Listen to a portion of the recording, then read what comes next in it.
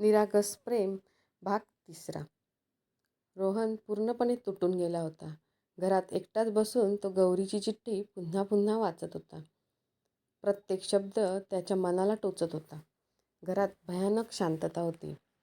पूर्वी रोज सकाळी ऐकू येणारा गौरीचा मंद आवाज, देवघरातील घंटी, किचनमधून येणारा चहाचा सुगंध, सगळंच अचानक हरवलं होतं.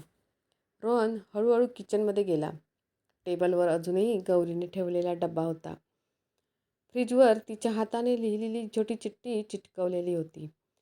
जेवण वेळेवर करा. रोहनच्या डोळ्यात पाणी आलं. त्याला पहिल्यांदाच जाणवलं होतं, गौरी फक्त या घरात राहत नव्हती, तीच या घराचा जीव होती. त्या रात्री त्याला झोप लागली नाही. रियाबद्दलचा राग, स्वतःच्या वागण्याबद्दल अपराधीपणा आणि गौरीला गमावण्याची भीती त्याला सतावत होती. सकाळ होताच त्याने ऑफिसला सुट्टी टाकली आणि थेट गावाकडे निघाला. गावात पोहोचल्यावर वातावरण वेगळंच होतं.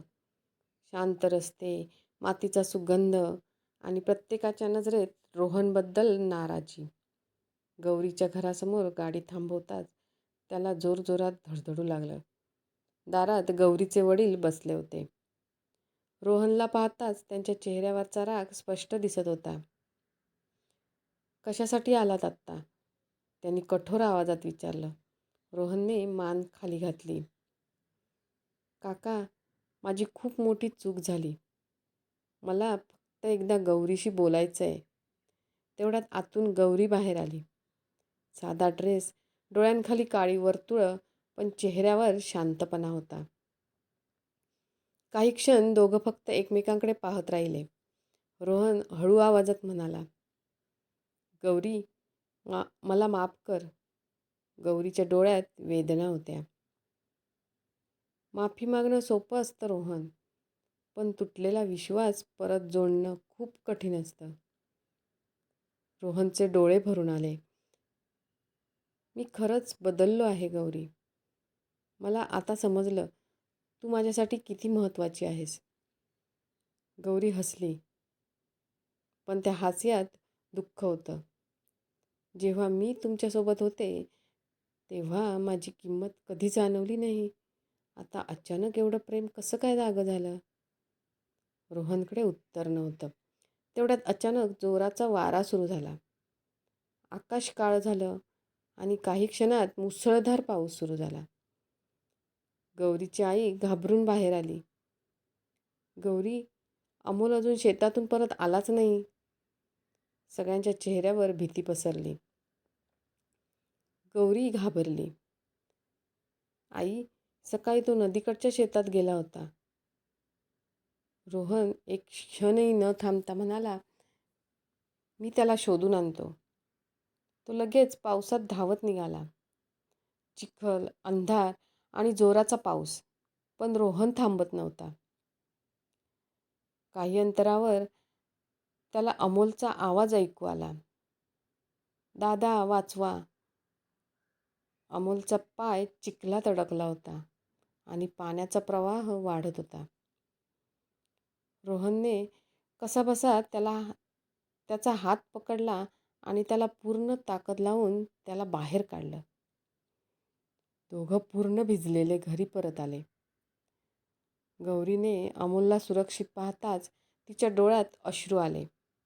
ती काही क्षण रोहनकडे पाहत राहिली. आज पहिल्यांदाच तिला रोहनच्या डोळ्यात खरा पश्चाताप दिसत होता. पण तिच्या मनात अजूनही भीती होती. हा बदल कायमचा आहे की पुन्हा एकदा तिचं मन तुटणार होतं? रोहन आणि अमोल घरी आले तेव्हा दोघेही पूर्ण भिजलेले होते.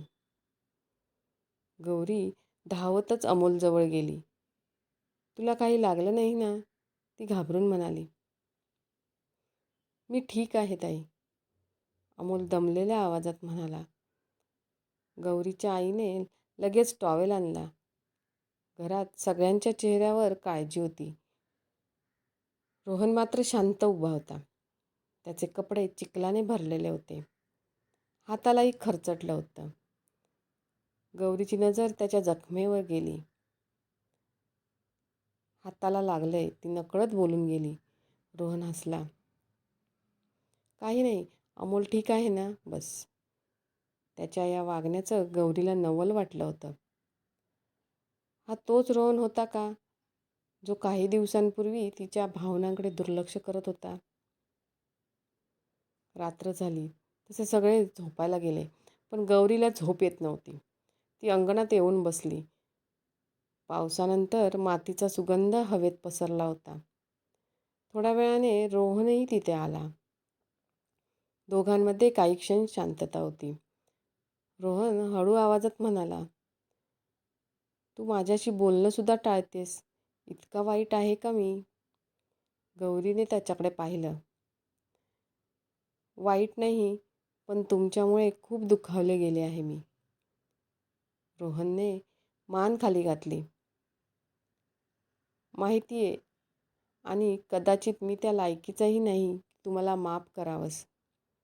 गौरी काही बोलली नाही. रोहन पुढे म्हणाला, शहरात राहून मला नेहमी वाटायचं की प्रेम म्हणजे फक्त आकर्षण, स्मार्टनेस आणि स्टेटस. पण तुझ्यामुळे समजलं, प्रेम म्हणजे रोज कोणाची तरी काळजी करणं असतं.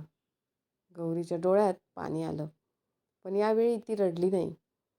माझ्यासाठी प्रेम खूप साधं होतं रोहन, ती शांतपणे म्हणाली.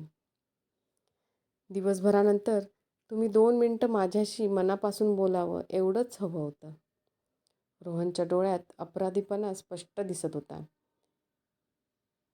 एक संधी देशील? त्याने हळूच विचारलं. गौरीने लगेच उत्तर दिलं नाही. ती काही क्षण आकाशाकडे पाहत राहिली. पुन्हा विश्वास ठेवायला वेळ लागेल, ती शेवटी म्हणाली. आणि यावेळी फक्त शब्द नकोत, वागण्यात बदल हवा. रोहनने शांतपणे मान हलवली. त्या रात्री पहिल्यांदाच दोघांनी मनापासून संवाद केला होता. दुसऱ्या दिवशी सकाळी रोहन गावातच थांबला.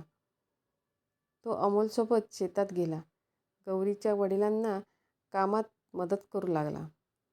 गावातले लोक आश्चर्याने त्याच्याकडे पाहत होते, कारण शहरातला रोहन पहिल्यांदाच गावातील माणसांसारखा वागत होता. फक्त मोठा माणूस म्हणून नाही, दूर उभी राहून गौरी हे सगळं पाहत होती. तिच्या मनातलं दुःख अजून संपलं नव्हतं, पण कदाचित हळूहळू विश्वास पुन्हा जन्म घेत होता. आता पुढे काय होते ते पुढच्या भागात पाहूया. त्यासाठी चॅनेलला सबस्क्राईब नक्की करा आणि लाईक, शेअर आणि कमेंट करायला विसरू नका.